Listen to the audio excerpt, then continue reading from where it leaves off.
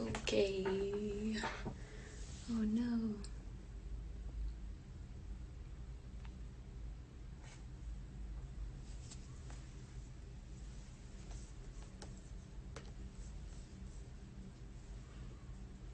Sorry about that, folks. For some reason the Instagram live ended, so we're gonna start back up again. So as soon as I see that David joined, we'll request him back in.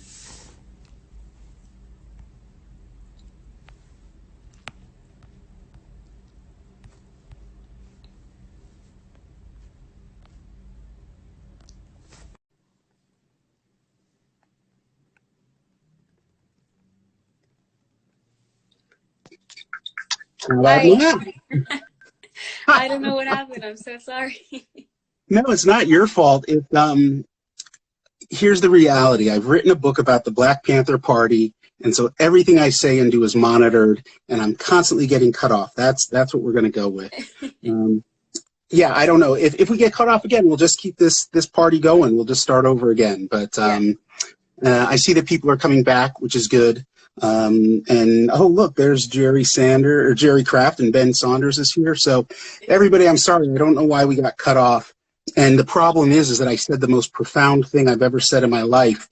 Just as I was cut off, I gave the answer to life's greatest questions, and you're not going to get to hear them now. Yeah.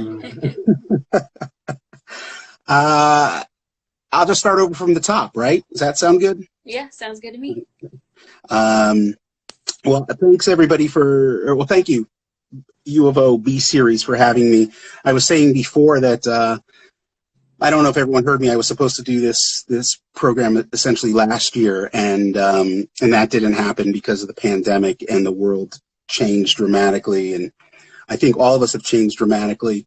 The presentation that I put together last year didn't quite seem as appropriate as it was, say, 11, 12 months ago. So I've switched it up a little bit, and there are some questions that were submitted to me, so hopefully we'll have a chance to get around to them. I teach, or I co-teach part-time at Portland State University with my good friend Brian Michael Bendis. We teach a writing for comics class, and one of our students asked a question the other day, and it got me to thinking about this particular presentation. Brian and I like to talk about the need to get to your truth as a writer, as a creator, and this goes not just to the medium of comics, but as a storyteller, period. And our student asked us, well, I just don't know how, I don't know how to get my story out there, and how do I get to my truth? Which is an interesting question. How do we get to the truth? Whether it's the truth of the story or the truth of who we are as people. And I thought about that in relation to this idea of be heard. And so I was really mulling this over. And what does it mean to be heard? And I realized, okay, well, what it means to be heard is that just sounds really good title for a lecture. It's not necessarily what I would be striving for, because being heard is not the same as being understood. But be understood does not necessarily make for the best lecture title. So we'll talk about it in the context of being heard, but it's really about being understood. And as a storyteller who tries to get at the truth of whatever the story is that I am trying to tell, the crucial thing is to be understood and to get to that truth. And as I was trying to explain this to my students, and as Brian and I were trying to explain this to our student, it kind of dawned on me that you have to get to, not just to the truth of the story, but to the truth of who you are. And in order to get to the truth of who you are, you have to, I guess, the truth has to be heard. If we want to go with continue on with this theme of be heard. So how is the truth heard? Well, the truth is heard when we listen to it. And it sounds really interesting because I don't think most people would believe me if I told them that I don't think we actually listen to ourselves. I don't think we actually listen to what we have to say. And when I say listen to ourselves, I'm talking about at our core. We get caught up in worrying about what other people think about us. We get caught up in the catastrophes of our past, and then we tend to catastrophize our future. We live in fear. That fear leads to depression and anxiety. And what I'm starting to discover myself as both a creator and a human being is that all of that is because there's something that's not being heard. And what's not being heard is the truth, my own personal truth, not just the truth of my stories. And the reason it's not being heard is simply because I'm not listening. So as of a few weeks ago, I really stopped and listened to what my instincts are telling me. I've also been listening to my greatest fears and anxieties and realizing how much those steer me in both my creative life, but in my personal life. And I realized I can't listen to the fears because the fear is telling me not to do certain things, not to try certain things, not to express certain things. So while I was hearing something, I wasn't hearing the truth. I was hearing, well, for lack of a better term, and you'll have to excuse my language, I was hearing the bullshit of that clouds my brain, and I'm sure all of you have that clouds your brain. We hear sometimes the wrong things. We listen to the wrong things. We're tuned into a frequency that we hear that's sometimes a little bit louder than the frequency we want to listen to or that we need to listen to. And that we'll call that the frequency of truth as opposed to the frequency of fear. We have to learn how to tune out that frequency of fear, which includes things like, our insecurity and our self-doubt. It's that frequency of fear is the one that kicks in and tells you that you have imposter syndrome. It's the one that tells you that you don't have what it takes to be a writer.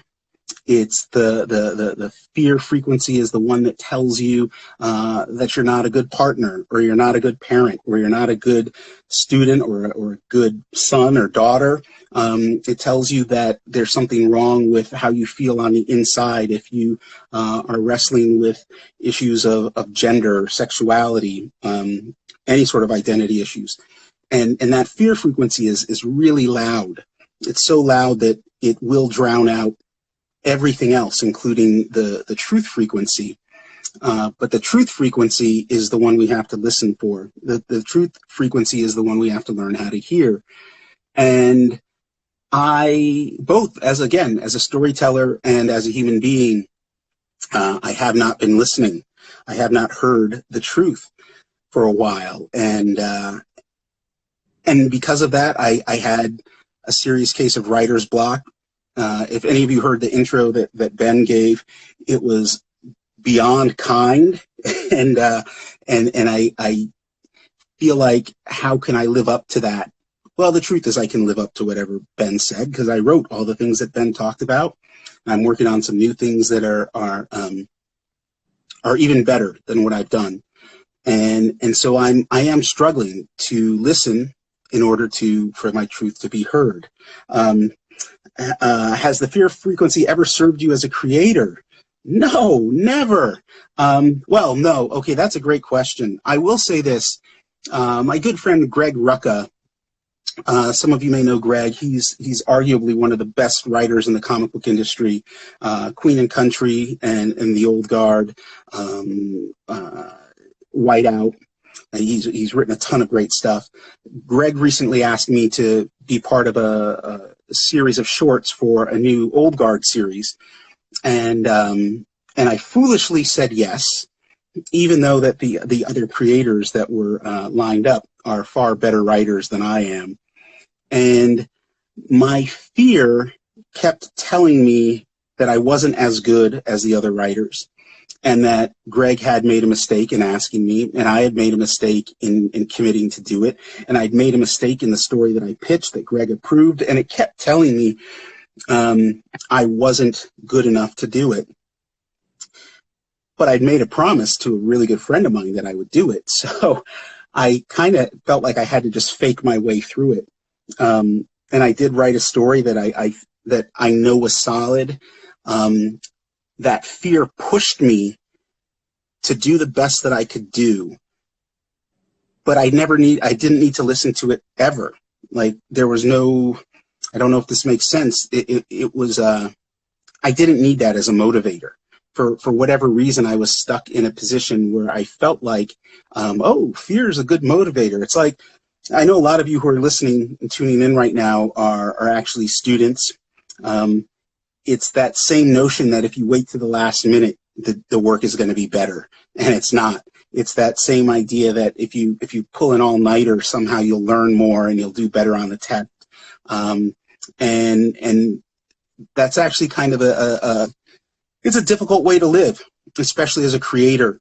I know one of my editors is on right now, and Shelley, I'm sorry that I'm always late and I'm always procrastinating. And that's because I listen to my fear too often. I listen to it too often, and it doesn't help me. It just gets me in trouble. When I cast it aside and listen to the truth, yes, Shelley's right. Spite is a great motivator. So if you are listening to your fear, what you do is, in spite of it, to make it feel foolish, you do the best you can.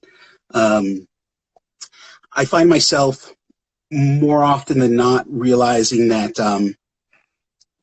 the older I get, the harder it is to work around the fear, I guess.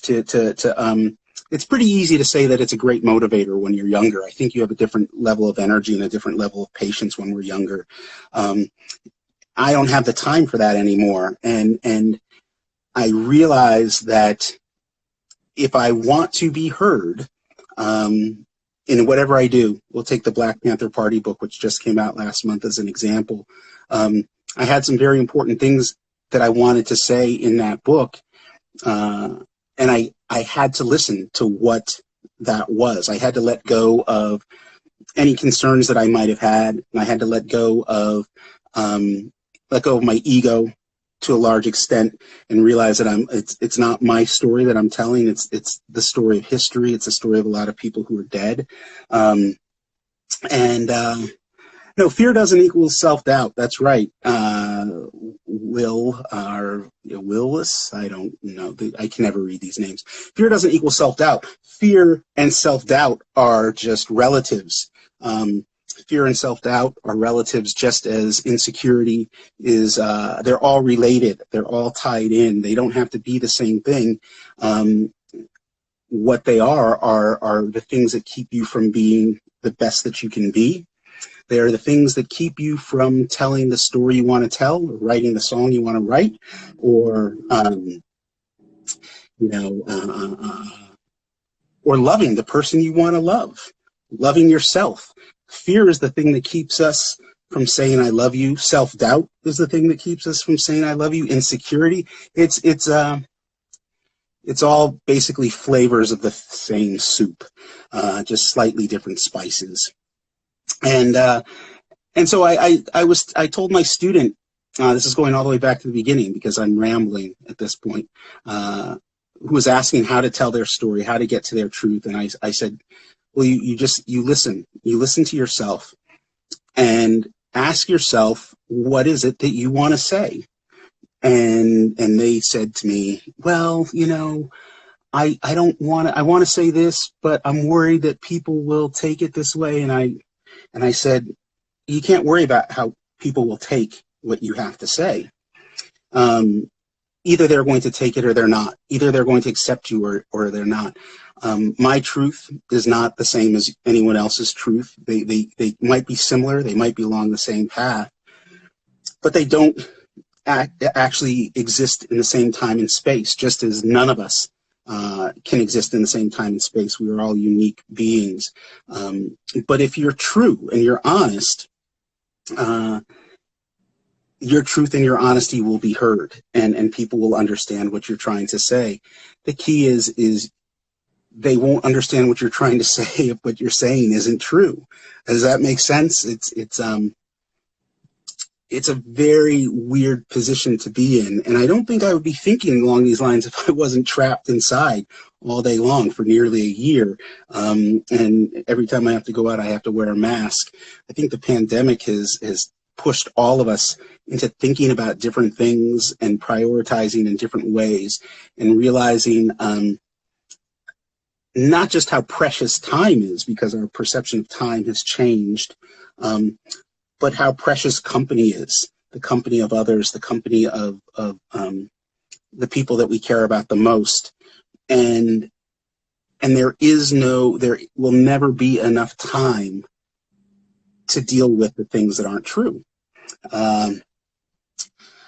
To tell truth by means of fiction, it's a paradox that you embrace fully in Bitterroot. Can you say more about the differences between using an allegory and writing real history?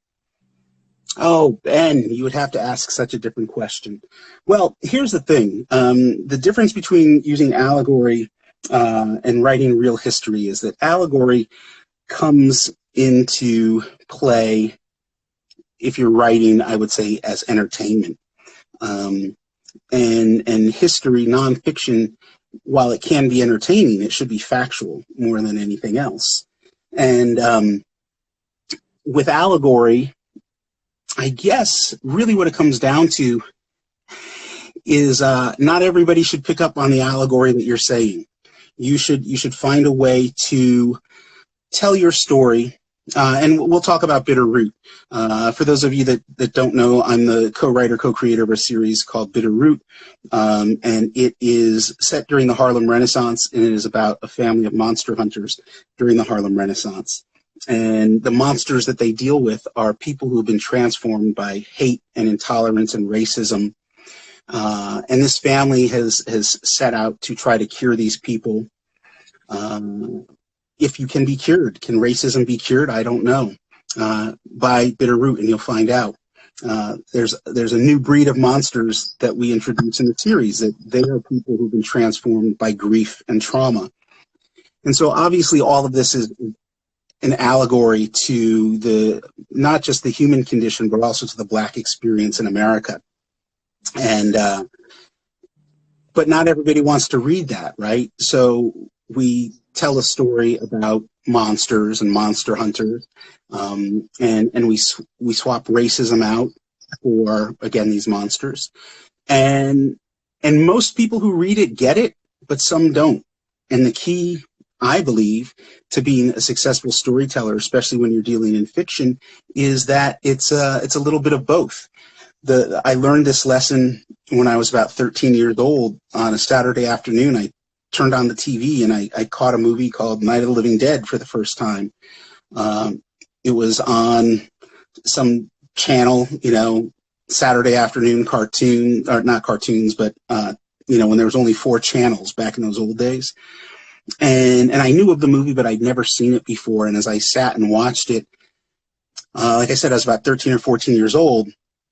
And I knew, like on a gut level, that this movie was about something more than just what I was seeing. And it just stuck with me. And I became obsessed with this film and this filmmaker, George A. Romero. And I began to study his body of work. And the thing that just absolutely intrigued me was that his movies were always about 2 things. They were about whatever was on the surface, which is usually flesh-eating monsters. And then there was something else underneath.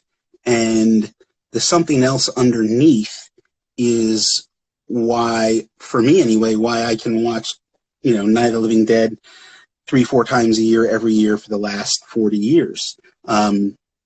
It's a profound movie that talks to me on different levels.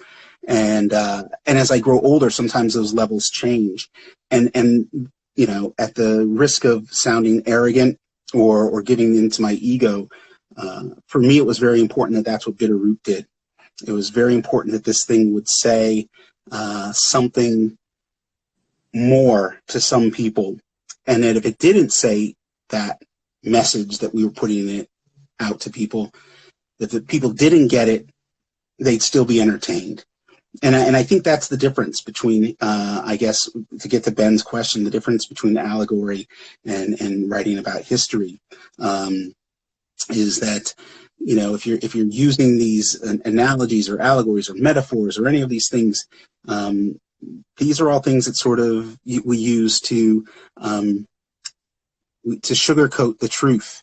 And sugar is bad for us because it'll give us type 2 diabetes. So you don't want to use too much sugar, but you do want to make your work entertaining. As a comic book writer, as a graphic novel writer, if my work isn't entertaining, I failed. That's like being a stand-up comedian who's not funny.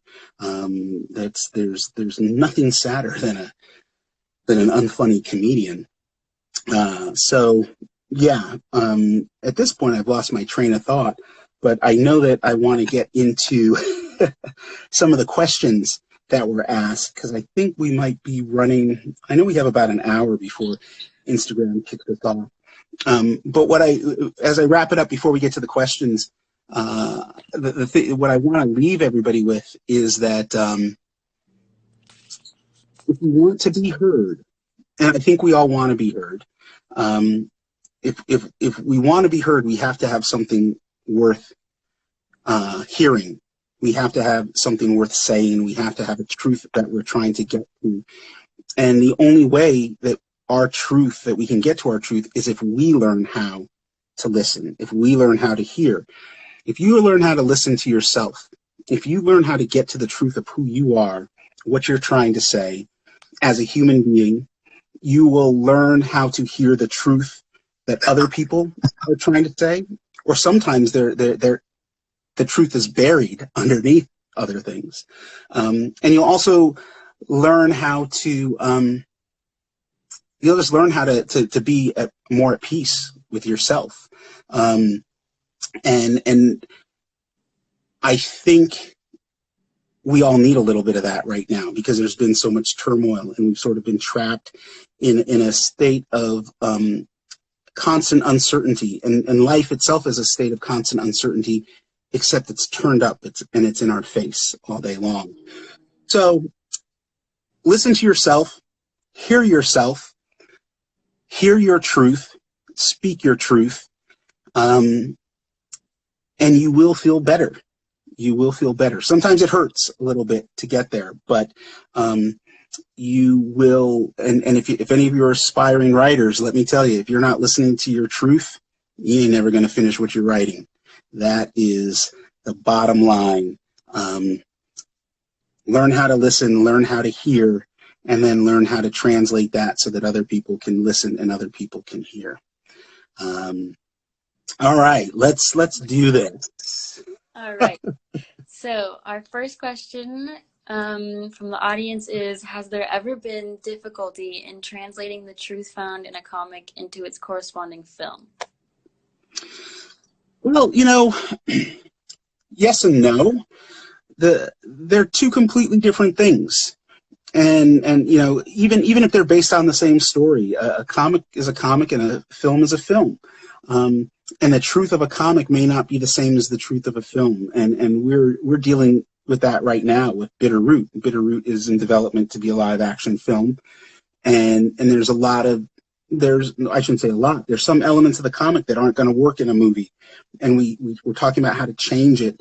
And we're talking about, okay, what's important to keep and what is okay to jettison. And to me, it's like, well, the one thing we have to keep is that this is a story of how hate transforms people into monsters, but grief and trauma also turns them into monsters.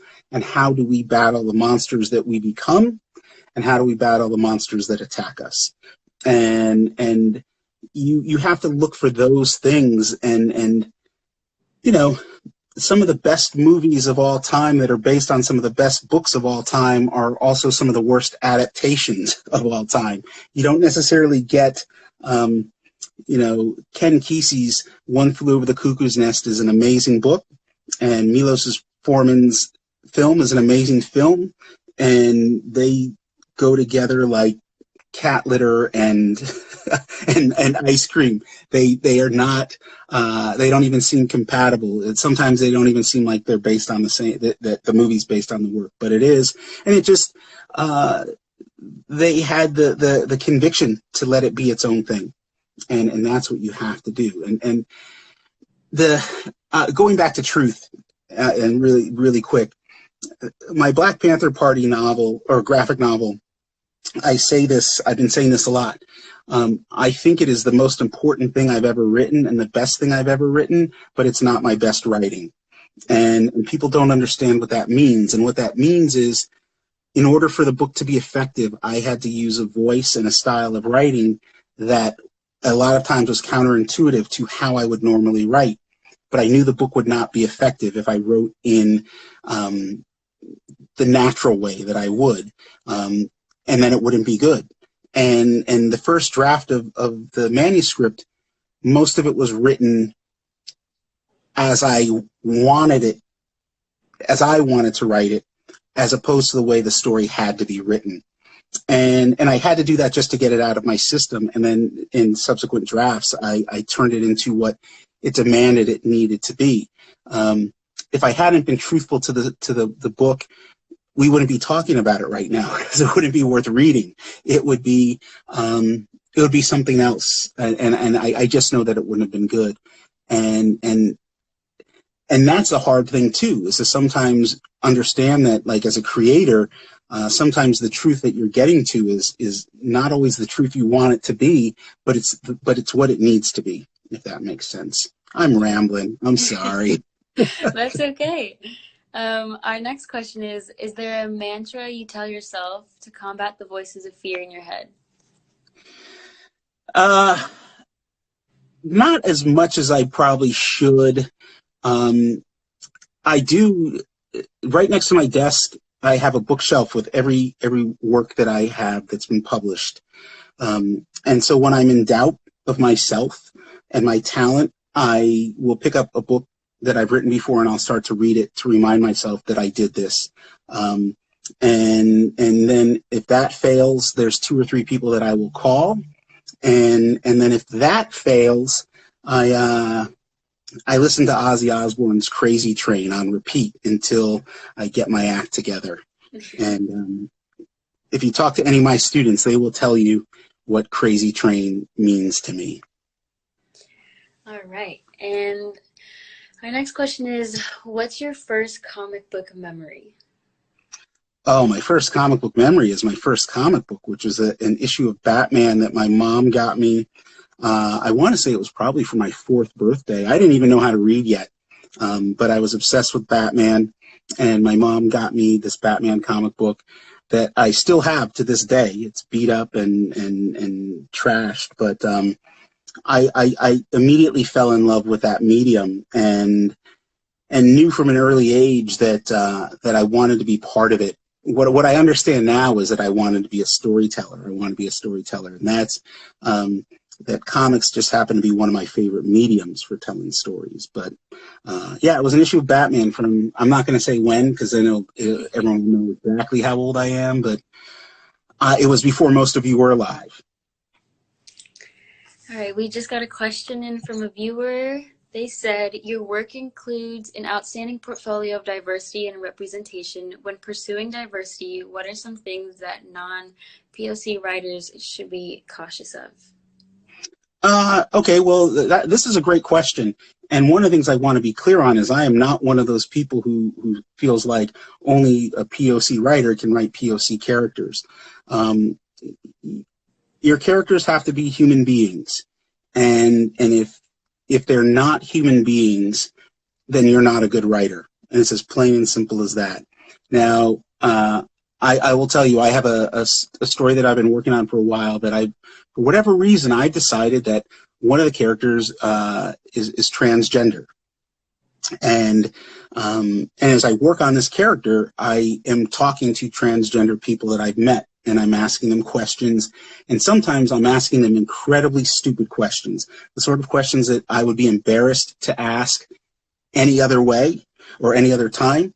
But if I'm going to present this character as a human being, I have to know transgender people who are human beings and not write the idea of a transgender person, if that makes sense. And I think any one of us who comes from a marginalized group, whether it's as a person of color or based on gender identity or anything, we know when we see characters, it's like, oh yeah, this person's never met a black person, or this person's never met a queer person, or, you know, and it's like, it's infuriating.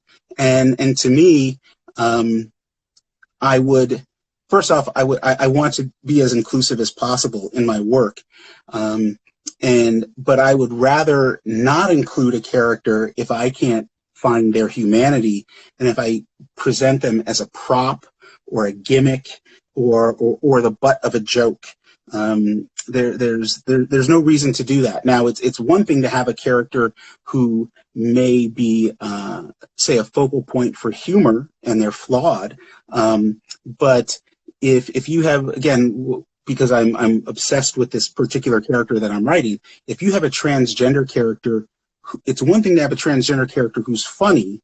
It's another thing to have a transgender character who's a joke, right? It's one thing to have a character, as for me as a man, to write, say, a woman who's funny and flawed, as opposed to a woman who is a joke and is broken.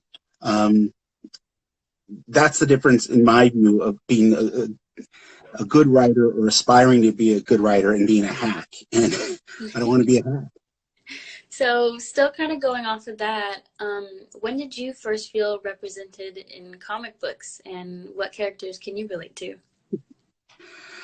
Well, the honest to God truth answer is I still don't feel represented in comics yet. What I've come to realize at this point in my life and in my career, if I really want to feel represented, I have to write myself. I have to write myself into a story. It doesn't necessarily have to be autobiographical, but it has to be me.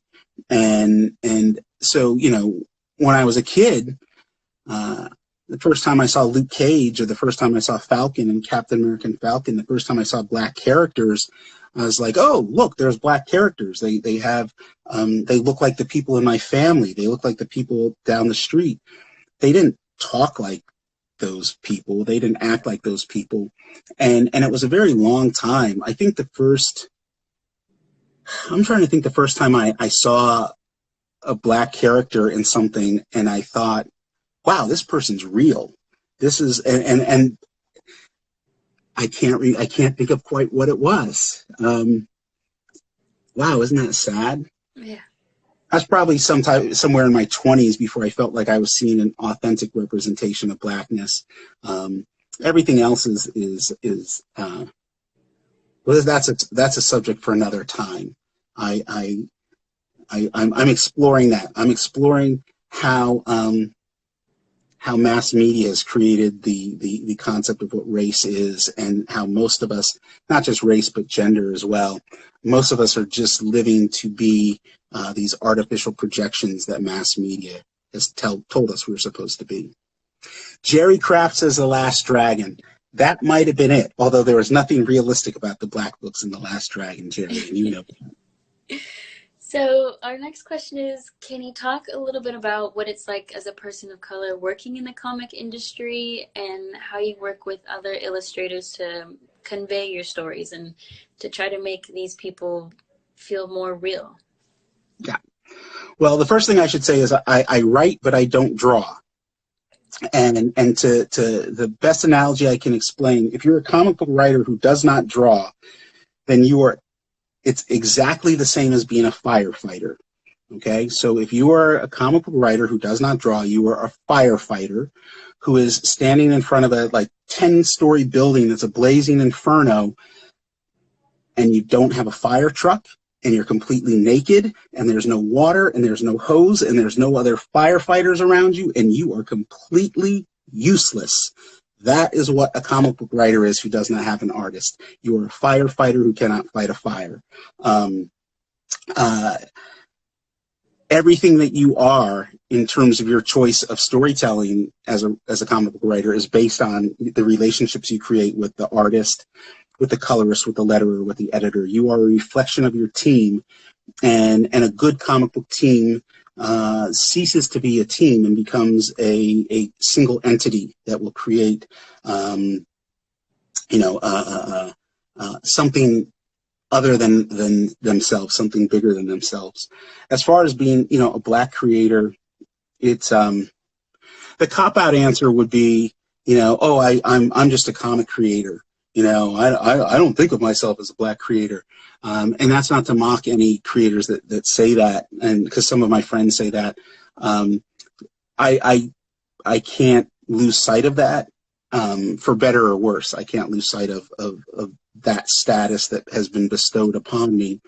But the way I move through not just the comic industry, but everything that I've done in my life is with the idea that if I'm in the room, I've earned my place in the room. And if I'm in the industry, I've earned my place in the industry. And no one can take that away from me. It is difficult. It's difficult when you're a person of color, or you're a woman, or LGBTQ, and you're surrounded by people that don't look like you and may not understand you. And if you speak up, you can be labeled as a troublemaker or being uppity or whatever. And the reality is like, well, if that's what you think of me, I guess I don't need to be here, right? If you do not want me in your house, I'll just go build my own house. And I think that one of the reasons I love the comic industry so much, not the industry, let me go back, because I hate the industry, but the medium itself, is because the entry level is pretty low. And you can, you don't even have to be the best artist or the best writer to get started. You can start right away. And so if they don't want you there, if they don't want you at whatever big publisher there is, it's not stopping you from making comics. The one character I always wanted to write at Marvel that I never got to write was the Incredible Hulk. But just because I didn't get to write the Incredible Hulk doesn't mean I'm not a comic book writer. And it'll never be a reflection of my ability within that medium as well. It just means I didn't get to do this one thing, but I can go over here and do something even better. It's finding just the right balance between arrogance and total self-deprecation and self-hatred. And it becomes almost like a Dr. Jekyll, Mr. Hyde sort of scenario. And the people that know me really well will know that I can be both the most insecure person and then the most insufferably arrogant person at the same time. So I wish you all luck in trying to get that balance. Ben Saunders commented, David, we once spoke about The Thing as a character you identified with before you ever saw Black comic book heroes. Do you remember that? Yes, I do remember that, actually. And there's on Disney Plus, there's a documentary about Marvel called Behind the Mask, and I tell that story. When I was, and I should say that more. When I was a kid, the character I related to the most was the Thing from Fantastic Four. It was Ben Grimm. And those of you that know the Fantastic Four, that don't know the Fantastic Four, I should say, the Thing is a guy he's been transformed into a giant rock. He's a bunch of orange lumpy rocks, right? And as a kid, in my mind, Ben Grimm, the Thing, was a black guy. He was a black guy because everywhere he went, he stood out. He looked different than everybody else. And everywhere he went, people were judging him based on how he looked, not on who he was. And most of my life, I felt like that. I felt like people were judging me based on how I looked. I felt like I didn't belong. I went to a predominantly white school and lived in a predominantly white town and struggled with issues of racial identity, but never, ever once did I feel like I belonged, especially at school. And so that was why my two of my favorite superheroes will always be the Thing and the Hulk. And the reason I love the Hulk was because he turned green, so he was no longer a white guy. But he also like he could just smash the shit out of anything, and it was like that was okay. Like I envied the reckless abandon of his anger, and I, we can't be that way in real life. But I think it says a lot about the kid that I was, that one of my favorite superheroes was the angriest superhero who just liked to smash things. And if we're talking about entertainment as an escape and as some sort of projection of our fantasies and our desires, everybody needs to know that the Hulk and the Thing were the two that I related to the most, and still do. So there you go. So can you talk a bit about how writing the Black Panther broke your heart, as you stated in a New York Times review? Yes, I can. So I spent a little over a year researching and writing the Black Panther Party book. And, as if you read the book or you study the history of the Black Panther Party, all the founding members were relatively young. The youngest was 16 at the time, in 66 when they formed. And when you're studying the history of the Black Panthers, you're studying the history of a group of people who tried to make their community and their world better, and they were systematically targeted and destroyed for the things they tried to do. Everything that the Black Panther Party stood for in 1966, 67, 68, everything is what all the progressive movements today stand for. Everything that Black Lives Matter is asking for, the Black Panther Party was talking about. And when you look at, say, Bobby Hutton, who was the first member to join after the party was formed, he joined when he was 16 years old, and he was murdered when he was 17 years old. And when you're trying to write a script, a story that part of it is chronicling the murder of a 17-year-old kid by the police, when you're trying to piece together exactly what happened when Fred Hampton of the Illinois Party was murdered at the age of 21, when you're trying to piece together all the events leading up to the murder of Emmett Till at the age of 15, because the murder of Emmett Till helped lead to the formation of the Panthers. When you're studying the trauma and the horror and the pure grief that's associated with every single aspect of not just Black history, but the history of the building of America, which is a country that has been built on genocide and forced servitude. Like, if it doesn't break your heart, you're not studying it properly. I mean, that's the problem. The problem is that we need more honesty in our history, but it is painful. There's a reason why most idiots out there think Gone with the Wind is an accurate representation of the Civil War. It's because that sure feels so much better. Yeah. I won't say anything critical about Dances with Wolves, but there's a lot of critical things to be said, right? It's like never has genocide been just so entertaining and so stoic, God. Let's not get me started, because I'll go down that road. All right. Well, what about, how has the pandemic affected your writing and creative process? Well, it's made me go crazy. It's forced me to look at things like depression and anxiety in a different way, and realize that you're not going to get, there's no amount of pills or no amount of whatever that you can do that's going to get rid of it. What you have to do is you've got to explore other means. And for me, it's my creativity. I keep talking about the truth and getting to our truth. And that's sort of what I've spent a good chunk of the pandemic doing. And what I'm now trying to figure out how to do is how to explain it to other people so that they can do this, right? I think there's too many people out there who say, oh, I always wanted to write a book, or I always wanted to, record a song or whatever. And they don't do it. And I feel bad for those people, right? Because the only, because writing is the most brutally painful thing you could possibly do. It's the most painful thing that I do. It is soul crushing. The only thing more soul crushing than writing is not writing. Okay? I know that I will feel worse if I don't write.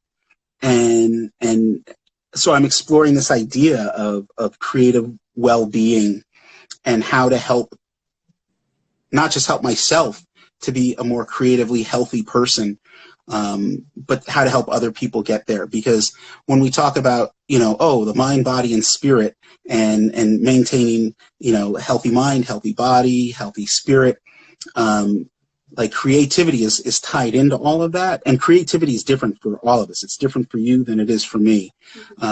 But without creative well-being, it doesn't matter if you have a healthy mind, body, and spirit. It really doesn't. You will fall apart. And I think that's why so many people are falling apart and don't realize it. And it's not to knock things like, whatever, binge watching stuff on Netflix or playing video games, or spending all night on Twitter or whatever it is. Like, those things have their place, but I think we've reached a point in our society where we are giving over too much of ourselves to distraction that keeps us from being who we need to be, from our truth. Yeah. Well, you spoke a little bit how painful it is to write and how painful it is to not write. So kind of going off of that, how long does it take you to write a graphic novel, to finish a project? It all depends on the project. I mean, the Black Panther Party took me close to a year to write. I was doing most of my research as I was writing. Before that, I wrote a book on the life of Fredrick Douglas, a graphic novel on his life. That took me a year to write. If Shelley is still listening, Shelley is the editor of Bitterroot. She will tell you, I can't lie if Shelley's listening. Bitterroot script take me longer. If I'm on a roll, I can write, say, a 22 to 24 page comic book script in about a week. Wow, okay. I would like to be quicker than that. And there was a time in my life where I was quicker, but it can take a while. In terms of, Ben talked about the Shaft novel that I wrote, which was about 60,000 words. And I wrote that in about 6 weeks. Wow. So there was a point in my life where I was able to write much more quickly, and that was before I started spending time on Twitter and things like that, which deadens me. Again, it all depends on the day, and it all depends on the mood that I'm in, and I know I'm sounding like a broken record when I say this, but a lot of it also depends on how much I'm listening to myself and listening to the truth. And the more, here's the thing that I'm really discovering is, like, I can be lying to myself about something else in my life, and it's going to affect my work. Mm-hmm. It's going to, because that not being honest with yourself, it blocks you up, man. It's like the worst form of constipation. It's like eating concrete and then it sits in your gut. So you have to, there's no point in it. There's no point in lying to yourself. There's no point in not listening to yourself unless all you want to do is be tortured. And the thing is, like, there's a whole long line of shit waiting to torture you, right?